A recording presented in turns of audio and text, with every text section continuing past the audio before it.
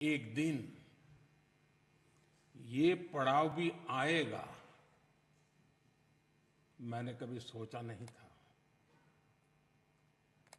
निर्वाचित प्रधानमंत्री के रूप में निरंतर सबसे लंबी अवधि तक सेवा करने का अवसर,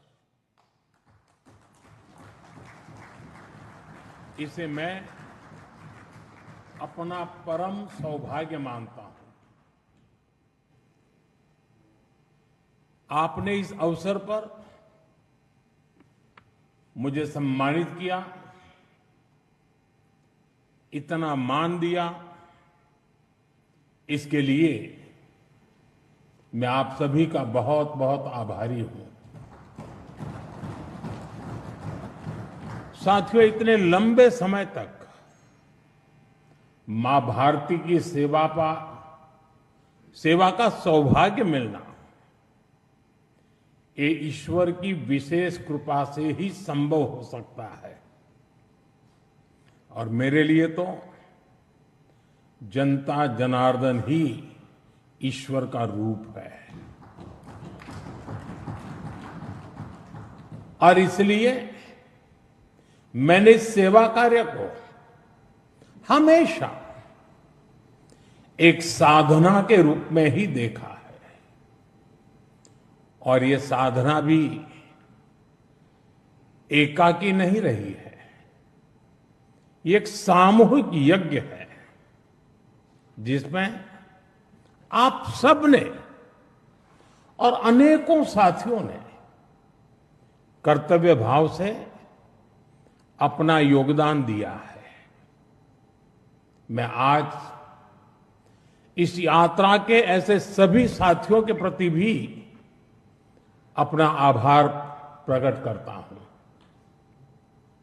साथियों, इस अवसर पर एनडीए परिवार के सदस्यों ने एक रिजोल्यूशन भी पेश किया है। ये आप सबकी आत्मीयता और उदारता है, क्योंकि मैं इस यात्रा को अपनी व्यक्तिगत उपलब्धि नहीं मानता हूं। ये हर दृष्टिकोण से हम सबकी सामूहिक उपलब्धि है।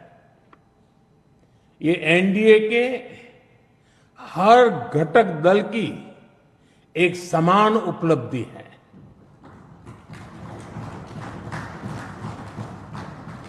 इसलिए मैं इस प्रस्ताव को आप सभी को, भाजपा समेत हमारे एनडीए परिवार के सभी कार्यकर्ताओं को समर्पित करता हूं।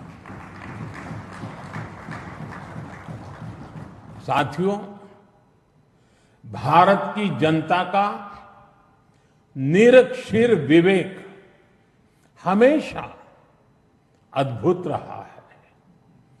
देश की जनता ने राष्ट्रीय स्तर पर राजनीतिक स्थिरता का महत्व समझा है।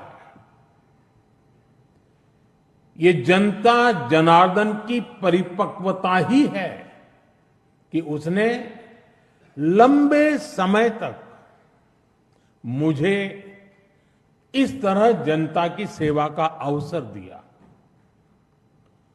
2014 के पहले के कई दशक बहुत अस्थिरता और उथल-पुथल से भरे हुए थे। इसका देश को बहुत नुकसान भी उठाना पड़ा। लेकिन अब देश की जनता एक स्थिर सरकार का काम भी देख रही है और उसकी निर्णायक क्षमताओं की प्रशंसक भी है। मैं आज देश की महान जनता को भी नमन करता हूं। जनता जनार्दन का आभार व्यक्त करता हूं। साथियों, साल 2014 में जब एनडीए की जीत हुई थी, तब मैंने कहा था कि आज देश के सामान्य मानवी में एक नई आशा का उदय हुआ है। इस आशा का, इस उम्मीद का संरक्षण हम सभी का बहुत बड़ा दायित्व था।